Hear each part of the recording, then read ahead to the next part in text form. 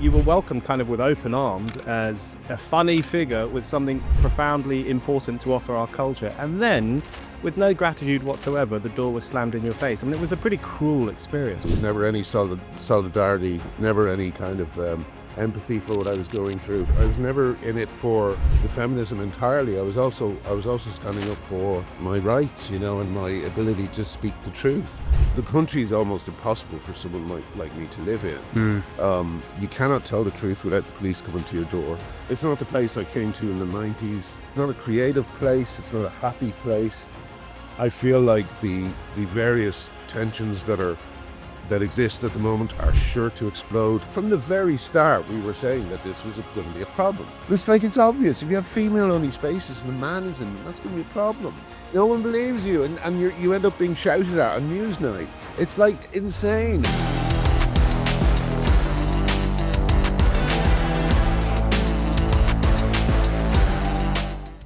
Those of you who follow me will know just how much online content is being restricted right now if you live in the UK.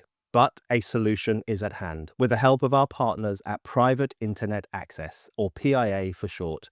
PIA is the VPN I use and trust. In case you don't know, a VPN, or virtual private network, is an app that hides your IP address and safeguards your internet connection through an encrypted tunnel. Whenever you're browsing online on an unprotected device, your device is transmitting a lot of personal information out into the open, which can be seen by multiple parties before it reaches the website you're trying to visit. Instead of giving away your personal information and location to the world, PIA lets you change your IP address to one of 91 countries. This means you can gain access to websites and services that are only available in those locations. And it's not just that. Did you know that streaming services like Netflix and Prime Video have huge catalogs of content, but you can only access a fraction of it from your own country? Using PIA to change your location opens up a whole new world of streaming. I love it. Paying for Netflix without using PIA is a bit like paying for front row seats at the cinema but being forced to sit in the hallway. I also use it all the time when I'm traveling to catch up with what's going on at home. Because PIA is available for all platforms, I never need to worry about my safety or privacy. It works on Windows, Apple Macs, iPhones, Androids, and more. Even better, you only need one subscription to protect yourself across all the devices you own. So sign up now to the world's most transparent VPN provider and take advantage of our special offer. Viewers of my show can get 86% off a subscription to Private Internet Access. So that's just £1.67 a month. And you also get an extra 4 months thrown in completely for free. To take advantage of this incredible deal, just go to piavpn.com/Brendan. That's piavpn.com/Brendan. Signing up is totally risk-free. There's a 30-day money-back guarantee and 24/7 customer support. You won't regret it.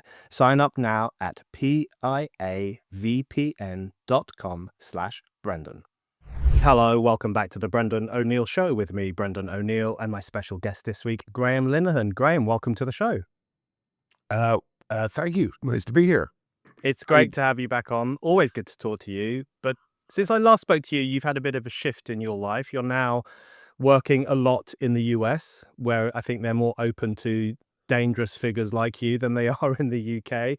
You're in Arizona, I understand, working on a sitcom. And I doubt that Arizona was ever the heartland of wokeness in America. But what is that situation like in the United States now? Because, of course, America's the birthplace of woke and a lot of the craziness we're currently having to deal with, but also it's the place of Trump and his executive orders and that kind of pushback against trans lunacy and other things as well. So I'm sure that's had an impact. What's it like working in the US for you? Oh, well, it's like being able to breathe after years of being suffocated by, the various. I mean, one of the things I realized quite late on is that I wasn't just kind of expelled out of comedy. I was expelled out of the middle classes. The middle classes did not like me upsetting their dinner party conversation, so they rejected me like an owl rejecting a pellet. And I just kind of I took the hint. It took me years to take the hint, and leave, you know. And the other thing, and I'm not like it's not something. It's one of those things. It's the people who are not saying anything controversial, are saying things that are uncontroversial, do not realize. But the country is almost impossible for someone like me to live in. Mm. You cannot tell the truth without the police coming to your door. I actually have to come back at the start of next month to go on trial in an absurd case that you'll see just how stupid it is when it happens. And you know, I just feel the place is not a friendly or welcoming, or it's not the place I came to in the 90s. It's not. It now I was in London recently, and I was looking out at the. I was in a car and I was looking out at the grime of London, you know, and I Yeah. thought there's nothing to balance out the grime anymore. There used to be a really exciting kind of creative cultural life. And now the cultural life is cancelling authors and you know, turning your back on you know, prize lists and stuff like this to show your virtue. Um, so you know, it's not a creative place. It's not a happy place. I feel like the various tensions that exist at the moment are sure to explode uh, next year. You know, if I think something's going to happen, and that scares me a lot. So yeah, it is. I feel like a new man over here, and yeah, it's just making me breathe a lot deeper. I was thinking actually, and what you've just said kind of confirms it, that your life and career in some ways are like a measure of what's happened to this great cultural city that I'm currently sitting in, which is London.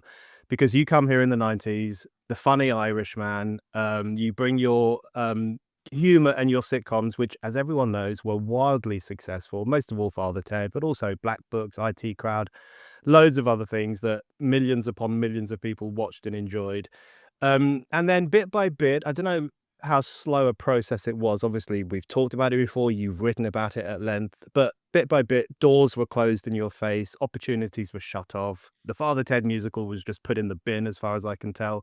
All because you said that if you've got a dick, you're a man, not a woman. Essentially, if we were to boil down your mission that you've been waging quite bravely for the past few years, is that how you see it? That you've just described it a little bit there, but you were welcomed kind of with open arms as a funny figure with something profoundly important to offer our culture, and then with no gratitude whatsoever, the door was slammed in your face. I mean, it was a pretty cruel experience, wasn't it? Yeah, absolutely. And it was cruel not just from the trans activist side, but from the actual side I was on. There was never Yeah. any solidarity, never any kind of empathy for what I was going through.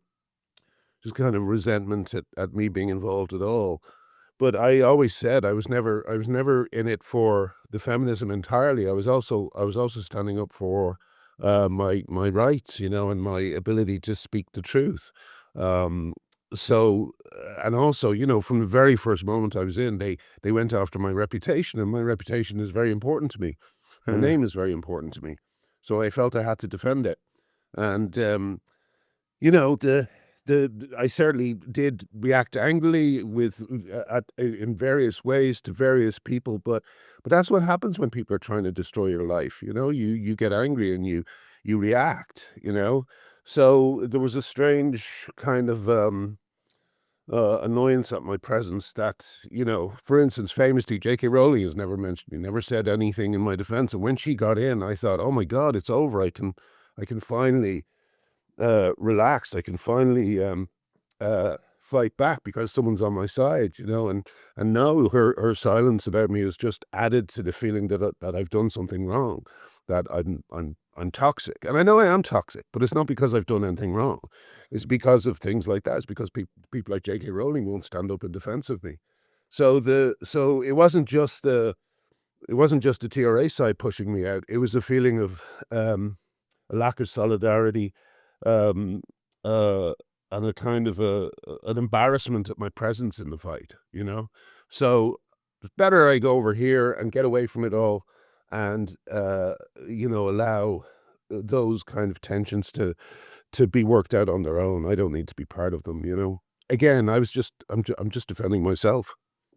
Yeah, it's like, you know, English people or people from, which I know you are not an English person, but people from England used to go to America so they could practice their religion freely or state their beliefs freely, and that's, we're talking 400 years ago. And now 2025, people are going to America so that they can say biology is real, sex is real, also that, or that they can pursue their cultural interests free from kind of, you know, cancellation and harassment.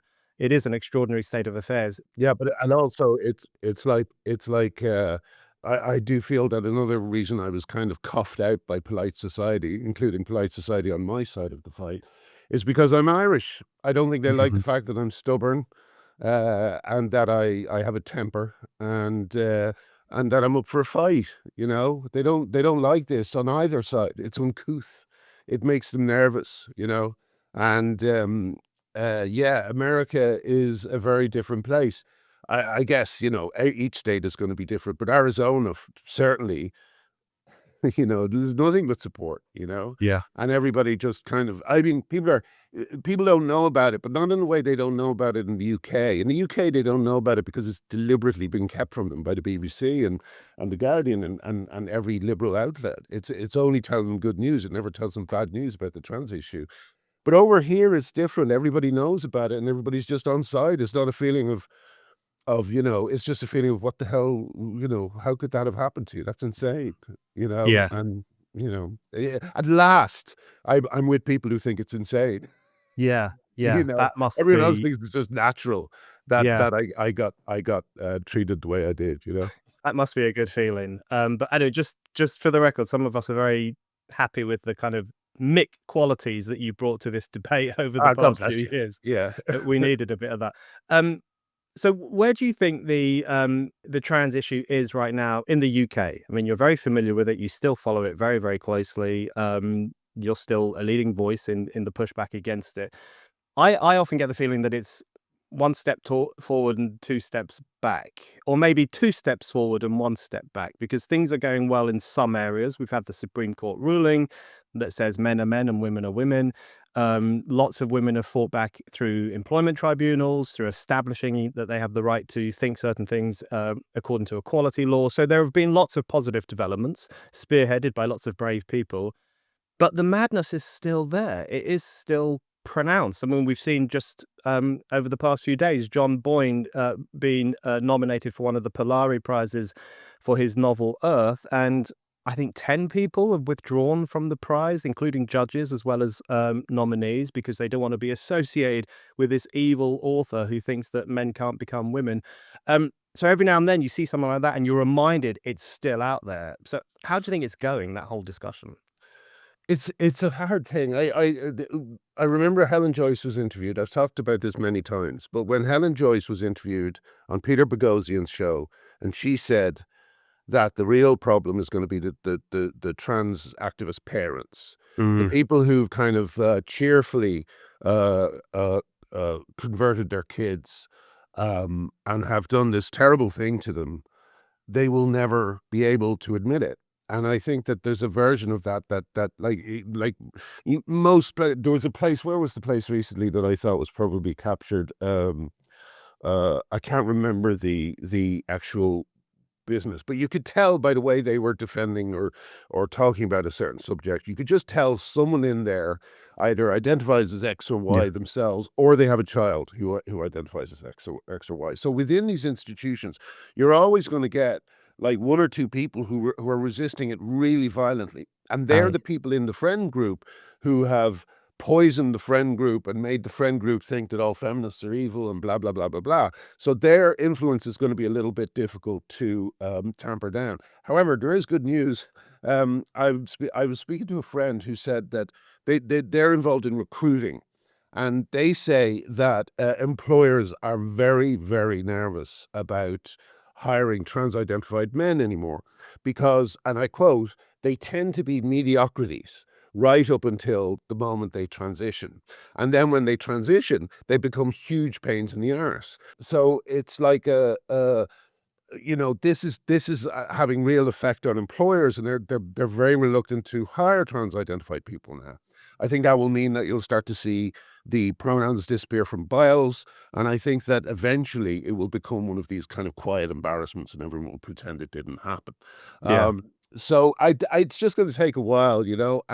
The thing I think needs to be done more, and I wish people would do it, because I think sometimes it's a little bit forgotten, is really press on the child issue. You know, like we Boston Children's Hospital. I don't know if you've seen, but they're releasing videos of what kind of advertisements they were doing during the madness, and it's insane. It's Mhm. insane. They're just openly, talking about kids getting vasectomies and stuff. And I think that is taking a long time to bed in for people. But once it does, and once they realize how many thousands of kids have been hurt by these procedures, I think it's going to get very unfashionable very quickly. And you never know. Even the people who are corrupting a business, like the transparent or the non-binary, uh, uh, receptionist, even those people are going to start disappearing. In the sense that not that they will disappear, the pronouns will disappear, Yeah. and their attitudes will disappear, and eventually it'll just carry on as normal. And my my suspicion is that no one ever even talks about it ever again. Yeah. It's like Yeah. it won't have happened, you know. Yeah, well, I want to come back to that in a moment because one of my questions is about the reckoning that is coming and how it might play out. But I just want to ask you a little bit more about some current events in relation to this issue. And I did want to ask you again on the question of John Boyne. I think he's such an important addition to the crusade for common sense and the crusade, well, really for women's rights and gay rights against the kind of trans lunacy which has undermined both very, very badly. Um, I first became aware that he was changing his mind on this question when he wrote an open apology to you, because I think that he was one of the people who was saying some bad things about you or certainly dismissing your cause. And then he kind of came around. What did you think when that happened? And how valuable a contribution do you think it is when, really well-known cultural figures join the right side in this argument? Oh, it's hugely important, and it's why, again, something I did early on. I asked some friends, and a few friends I had left in entertainment, if they would sign a letter, literally asking for a less toxic debate. So that we would all agree to just kind of talk it out, and that letter was sent to Stonewall, and Stonewall said no within the same day that it arrived. Absolutely point blank refused, insinuated we were all bigots for even wanting to talk about it, and then went on their merry way. So yeah, it was always very important, but none of those friends would do it. Lots of people who that was the last phone call I had with them, because they, were so shocked about being asked to sign something asking for a less toxic debate. And it's just it's hugely useful. It's hugely important. When I started talking about this, I genuinely thought there would be lots of people behind me, supporting me, because it was so clear that kids were being hurt and that women were being asked to put up with the most absurd and insulting things. But no, it was just there was no one rushed in behind us. There was no backup. Um, and as a result, we've been, all of us who speak out, and I'm especially thinking of people like Rachel Rooney, the children's book author, who's savagely attacked for writing a beautiful book. Um, we're left only with this feeling that we don't even want to work with these people anymore. That's what Rachel's like. Rachel wants to write children's books, but she doesn't Mm, want to be in children's publishing because it turns out to be a nest of vipers, mm, And I kind of get that. I don't. I feel like I don't ever want to work in the UK again. I don't ever want to work with a UK uh, production, simply because the UK has behaved so abominably in the last 10 years. I feel if I had come out here 3 or 4 years earlier, I would have been I would have been working, back with something on air by now. But stupidly, I stuck it out in the UK because I felt some residual affection and nostalgia for the place. And it was silly. I should have gone much much earlier. Because this is just a free country in a way that the UK has ceased to be. another case I wanted to ask you about that's to me, it's a reminder that this lunacy carries on, but it's also a reminder that there is great pushback against it, which is the Sandie Peggie case. You Yeah. mentioned Theo Upton already. He also goes by the name Beth Upton, claims to be a woman, and listeners will be Transitioned in familiar that Sandie. 23. And You know what I listeners, mean? yeah, You know. Dr. Beth Upton, as he likes to refer to himself, and listeners will be familiar with Sandie Peggie was a nurse for 30 years up in Scotland, and the details are genuinely shocking in this case, as they are in most cases. But this one really, really shocked me, which is that she'd had a period at work. She wanted to look after herself, make sure that she was fine to go back on her shift. She went to the changing rooms, and lo and behold, there he is. And you think to yourself, wait, so women can't even menstruate in peace without a man being present? I mean, that is the basic minimum of Mm. female privacy and dignity, and they've even had that taken from them. And Sandie Peggie is heroically, I think, standing up against NHS Fife and Yeah. against her colleagues who turned on her. What have you made of that case? I think it might be a case that piques some people because it is so shocking that a nurse doing a tough shift on Christmas Eve can't even go to a changing room in peace without a man being there. Yeah, I mean, it's one among many. There's so many. Yeah. I did Joe Rogan yesterday or a Yep. few days ago, and I was like, even 3 hours. I was thinking, will I be able to fit everything in? Because Sandy, as you know, Sandie Peggie's story is just one of hundreds. Yeah. I'm so glad that she has taken the fight on because there's a lot of attention on her, and on this particular story, and it's a great story to illustrate the problem.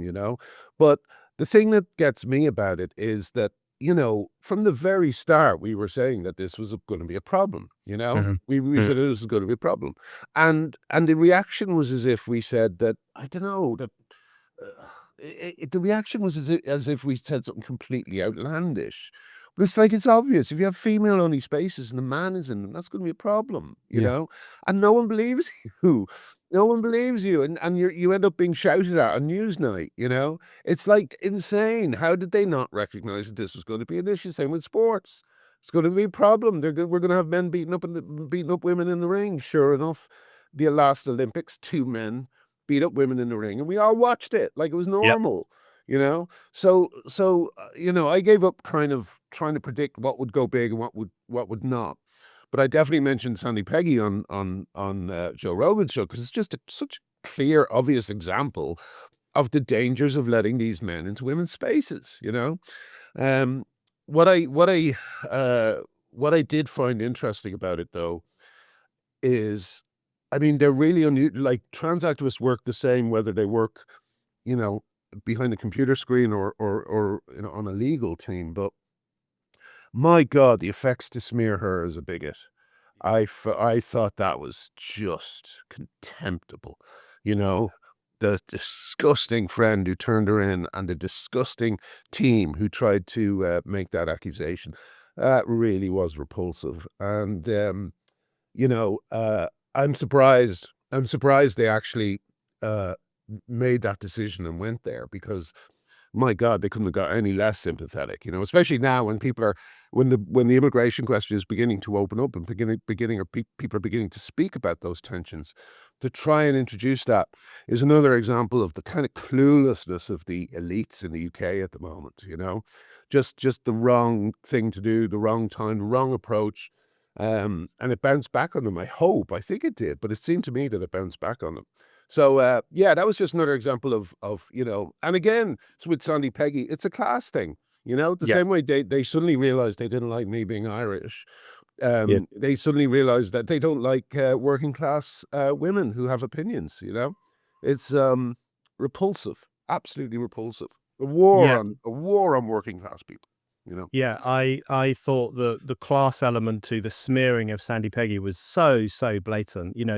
She was just looked upon as this uppity working class broad. Why couldn't she just keep her mouth shut at work Yeah. and bow down to the kind of eccentric language and eccentric ideology of the kind of better educated sections of that hospital? I mean, that really is what they were saying. And it's a Yeah, I mean, reminder, isn't it, of the that this ideology has a pretty strong hold amongst a certain section of society. Now, unfortunately for us, they're a very influential section of society, but it does tend to be the kind of upper middle classes, the kind of academic influencers, people who go to certain universities or adhere to certain left-wing ideologies. But amongst ordinary working people, and Sandie Peggie would be included in that number, it doesn't really carry weight as much, does it? Oh yeah, I mean, like, if I always said that the kind of shrugging attitude of it's just pronouns. What are you worried about? It's Yeah. just a Yeah. it's just a mixed toilet. These are all opinions held by people who are hanging around places like the Groucho Club.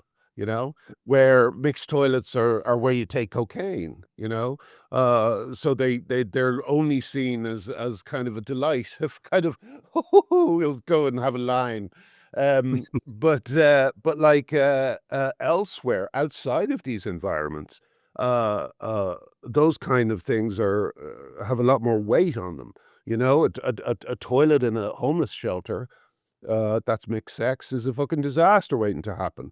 A rape crisis center that's having mixed sessions is another absurd disaster. And what happens is once you get out of the rarefied kind of environments that they live in, I think rarefied's the right word there.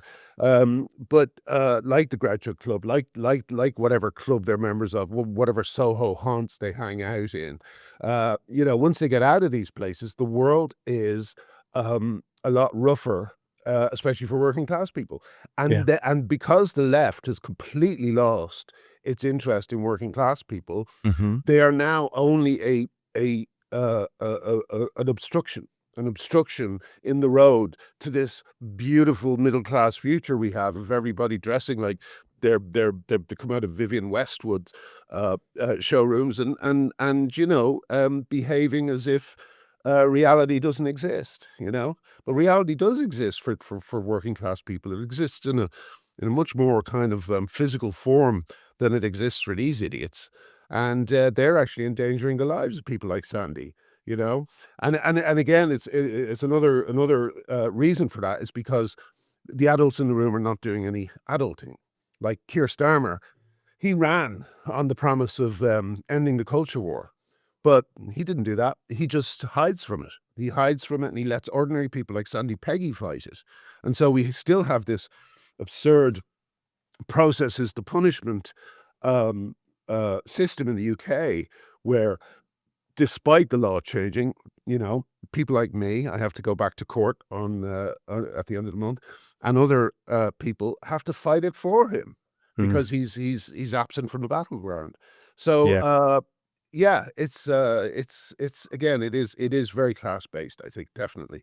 And Yeah. this is, and working class people, they don't have the time to be thinking about what identity they are. You know what I mean? They have things to do. But middle class people, unfortunately, because there's no music scene, the kids who normally would have been in bands like Blur are now staring deep into their belly buttons, and they're not doing anything except obsessing over what category they belong in the ever expanding rainbow library of identities. So yeah, it's a shame. One thing that would be great to see in London is lower rents and get the artists back. You know what I mean? And Yeah. and I don't know, unload a load of psychedelic drugs onto the streets, so that people start making music and exploring the universe, rather than putting a camera in front of them and staring right into their own um, uh, hollow lives. Yeah. Yeah. It's it's It's it's That's it's very about well put. I mean, it's such luxuriant bollocks, all of it. And it reminds me of what I think it was Camille Paglia who said that, it has an end of the fall of Rome feel to it, because society's kind of falling apart all around us. And meanwhile, the kind of middle class youths are looking on the gender ruler to see exactly where they fit in terms of gender identity. I mean, it is just an extraordinary state of affairs.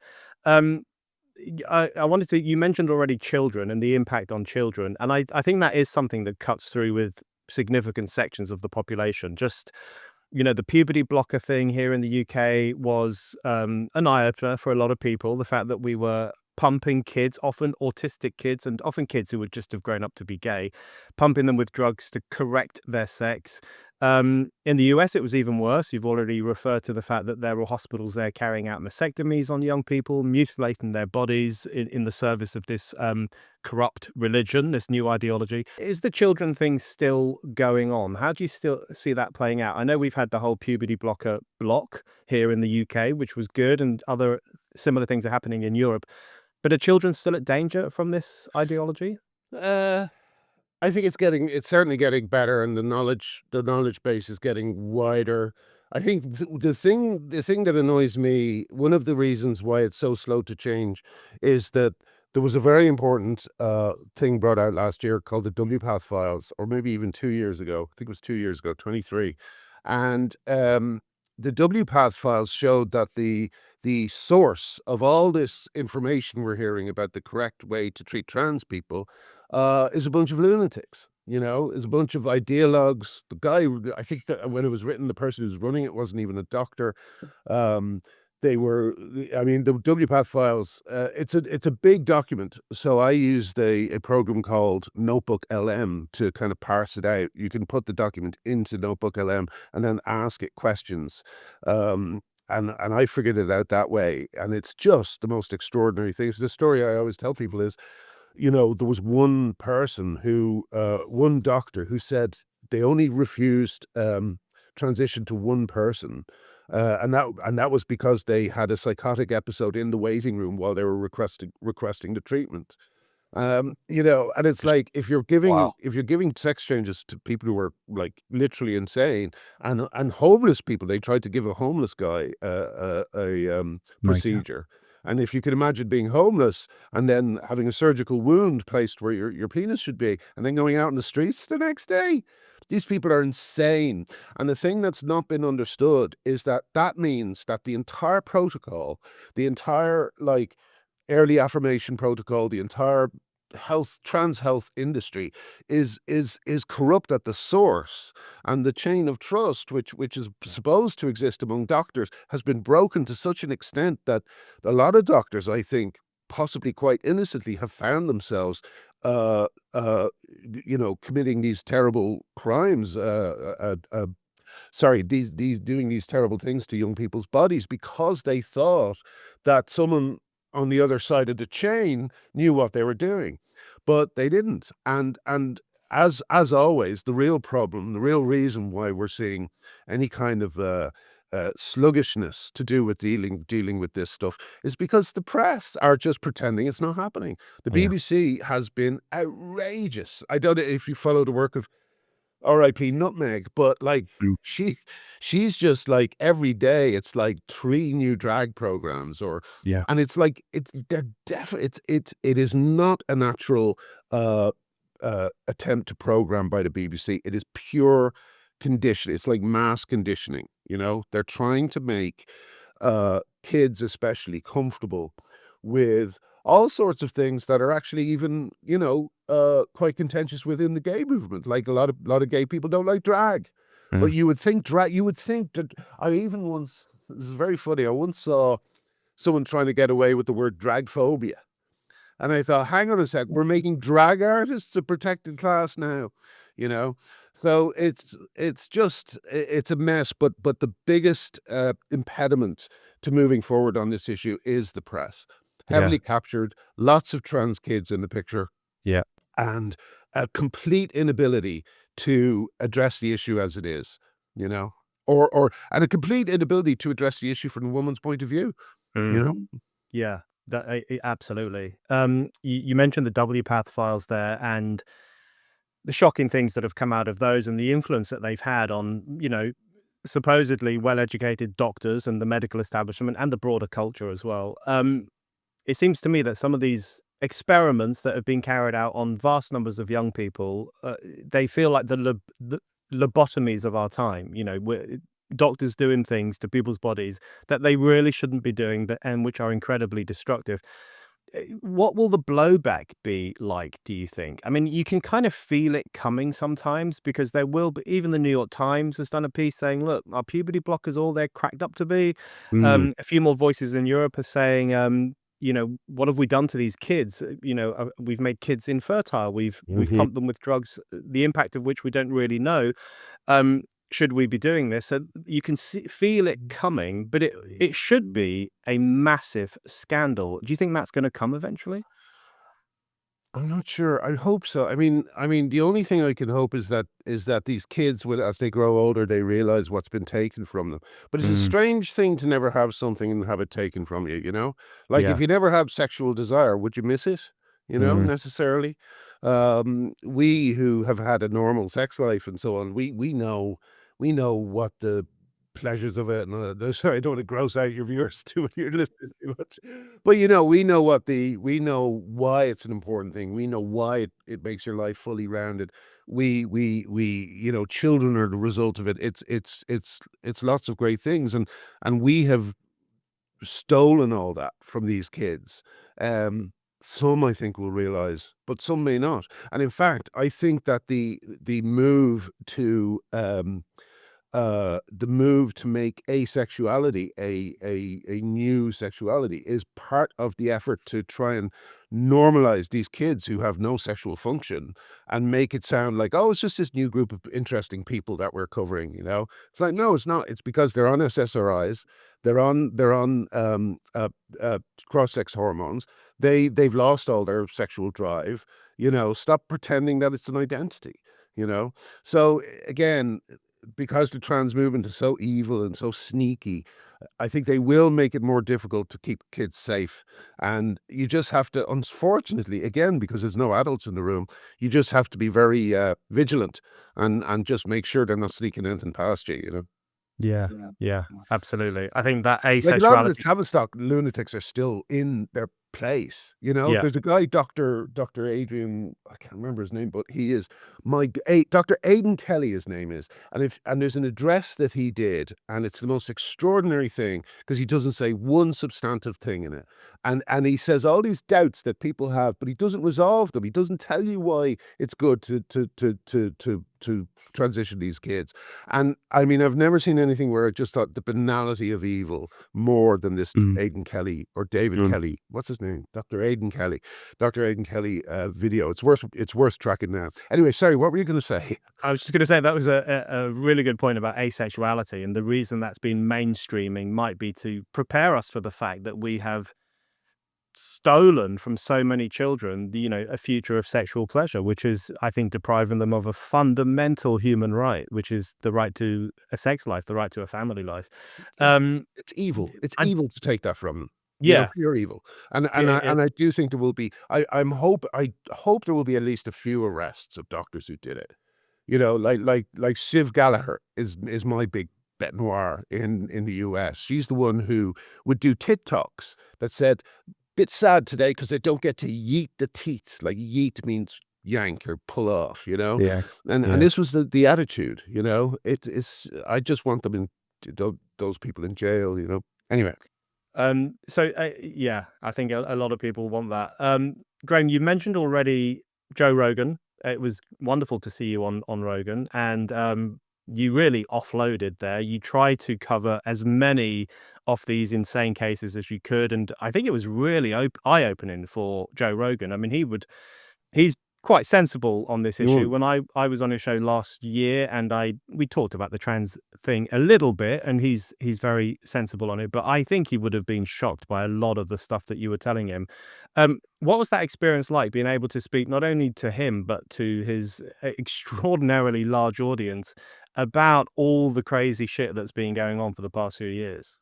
It was great. I mean, I've had like 8 years now of people smearing me in the press and lying about me and misrepresenting my opinions, and so to have 3 hours of just being able to talk and to talk past all the usual people who are trying to stop me speaking and just speak to ordinary people who haven't a clue what's going on. Oh my God, again, I could have done it years ago, and I didn't. I'm so stupid. I didn't think. I've got a real friend in the Joe Rogan camp, someone I've known for years, who's a lovely guy, and he helped me out, and I should have realized that he would be there for me. So yeah, no, it was lovely. What can you say? It was like, I think he has something like 20 million subscribers. So, and I think it's been doing better. I think it's been doing pretty well for his shows. So I couldn't be happier, really. I'd like to have gotten in. There's a few more things. I mean, there's so many scandals, I wrote down a big thing of all the things I wanted to talk about, and I didn't get to Yeah. any of them. I mean, the very first thing that brought me in was activists nailing a dead rat to the door of a rape crisis center in Vancouver, and that was the first thing I wrote down that I wanted to talk about, and we didn't get to it. So it was great, but even 3 hours, you can't tell 8 years of madness. Yeah. Yeah. No, I think it was fantastic. I think you Oh, will good, have piqued even more people than you had previously. So I think it was a good. brilliant thing to do. Yeah, Um, there's a couple of things, a couple of other things I want to ask you on the trans issue. I did want to ask you about Russell T Davis' latest comment about how Trump is destroying gay rights, and Nigel Farage, if he gets into power here, will do likewise. I mean, it's extraordinary, isn't it? The gall of these people, because as we know, Russell T Davis is a supporter of the trans idea, a vocal supporter. He's very anti-LGB alliance, and nothing has been more destructive, has it, to gay rights and just to the bodily integrity of young gay people than the trans ideology, far, far more than anything Trump has done. absolutely. And I mean, the, on one level, I have as much contempt as I have always had for men like Russell Davis, who completely ignore what's happening to young gay people in the name of this ideology. But on another level, you have to kind of it's slightly understandable in the sense that the logical, rational view, the woman-centric view, is not represented on the BBC. So Yeah. even Yeah. these bigger names are not hearing the full story. They're being lied to, and it's being misrepresented. The LGB Alliance, the BBC has never run a profile of the LGB Alliance. They've allowed people to continue to believe that it's all a bunch of right wing Tufton Street people, when in fact every single person is left wing, and there's often quite spirited debates break out, around left wing issues, because unlike myself, like, they can't let the left go. They're longtime lefties, and they fought a lot. They fought against Section 28. They did all this stuff. So for someone like Russell Davis to come along and you know cast them as bigots, it just shows how dreadful the state of the media, the news media, is in the UK. There's no real discussion about this, and he's as clueless as he's ever been. That said, there's really no excuse if you're gay. And Mark Gatiss is the same. I saw Mark Gatiss, who's another writer behind Sherlock, and used to be a friend. But like, he said something like, "Ugh, all this arguing over toilets." And it's like, how do you not know what this is about? Yeah. How are you able to be so selectively thick on this issue? And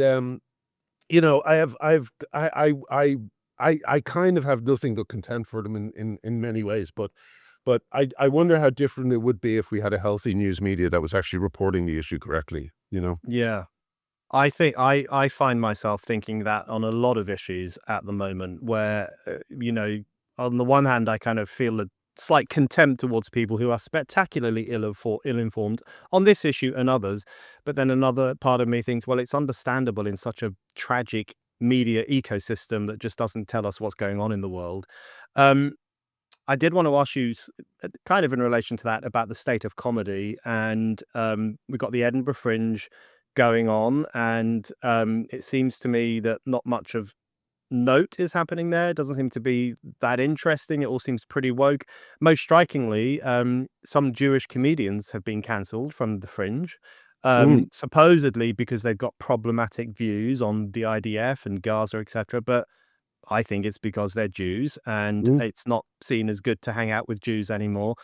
I mean, that really is a new low, isn't it? Even in the kind of cancel happy world of modern comedy, this is pretty rotten stuff going on right now. It is, and you'll forgive me for smiling, but I was delighted that to be the first to be so kind of thoroughly cancelled by the Edinburgh Festival, to the extent where I couldn't even find a venue and had to do a gig outside That's right. Holyrood. Yeah. Uh, but now they've come after the Jews, so I'm actually delighted to be in such company Mm. because this is another thing I wanted to say on Joe Rogan, but I didn't say. But like when the printing press was invented. I'm not sure if I did say this. Did I say this about the printing press? Did I mention the printing press? Do I you remember? don't think so.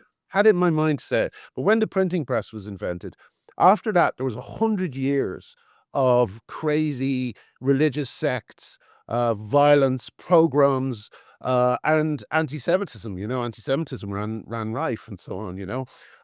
Now we've had the internet, and the exact same things are Mm. playing out. Mm. Like ancient hatreds, misogyny, and anti-Semitism, Yeah. and they are suddenly spreading like wildfire around.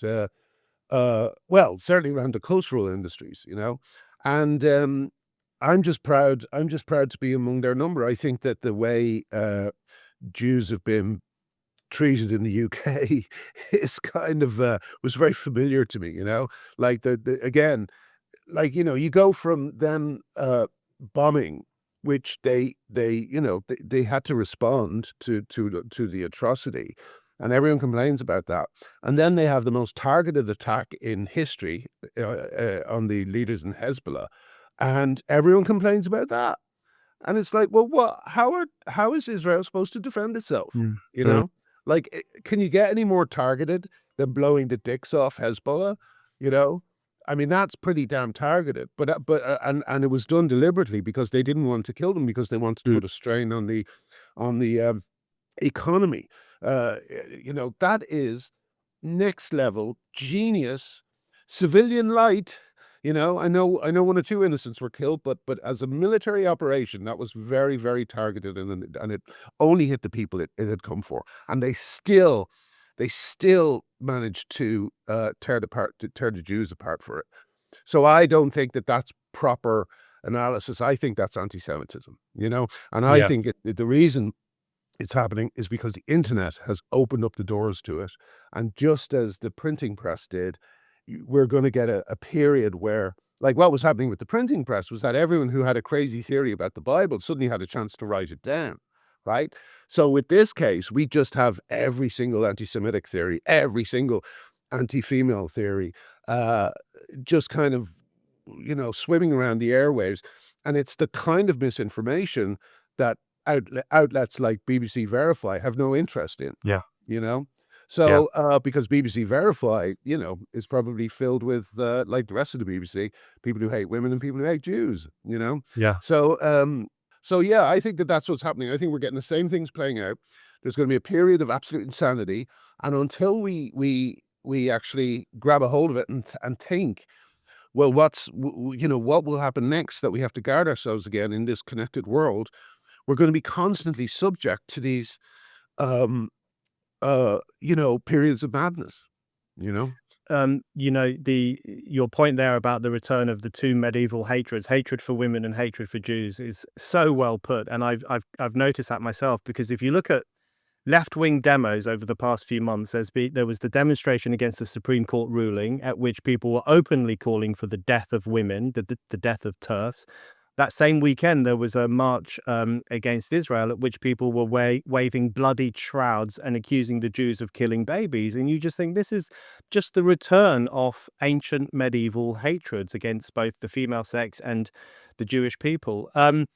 Okay, Graham, I'm going to ask you one more question before I let you go. And it's kind of about the future of the UK, I suppose. And you might have seen this term going around about Motherland. That's how some people are referring to the women pushing back against what's happening here. And so we've had the women pushing back against gender critical hysteria, and of course men. We now have lots of women protesting against illegal immigration and against the migrant hotels in their local communities. Some of the inhabitants of those hotels have been charged with crimes, some of them quite serious crimes, including crimes against women and girls.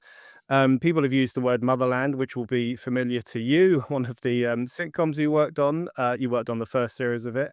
And other people are saying that, the housewives of Britain, the mums of Britain, especially the working class mums of Britain, are pushing back against the lunacy of Starmerism. I think that's a potentially exciting thing. I think there's some truth in it. But where do you think Britain is going in the next few years in terms of the culture war and all this kind of stuff? Well, again, I'm not sure.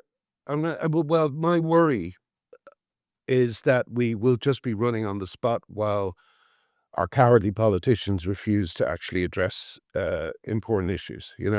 Um, uh, as long as no one's backing up the Supreme Court and saying, yeah, you got to make sure that these places are properly policed and women don't feel uncomfortable. Unless someone in power is saying that, we're just going to constantly have these arguments, and people are still going to end up in prison, or not in prison, in court, fighting for rights that the suffragettes won 100 years ago because people like Keir Starmer have left the scene. So that's my worry. And I think I got another thing that happened with me and the UK is I think I got bored of that cycle. I thought, like I'm certainly bored of having to ask women for money to fight these court cases. So getting out was kind of necessary because I don't think they're going to stop. I think there's an attempt to keep me constantly stressed, constantly under this kind of pressure, so that I stop doing what I'm doing. Um, and better that I just remove myself from the UK and go somewhere where freedom of speech is enshrined. Um, so yeah, I mean, I'm not as invested as I used to be. Is the sad part for me, Brendan. I just feel really rejected by the UK, and I just think, well, I'll leave it to you to get on with. Graham, thank you very much. Thanks again to PIA VPN for sponsoring this episode. Take control of your digital life and get PIA for 86% off. Click the link in the show notes below or scan the QR code.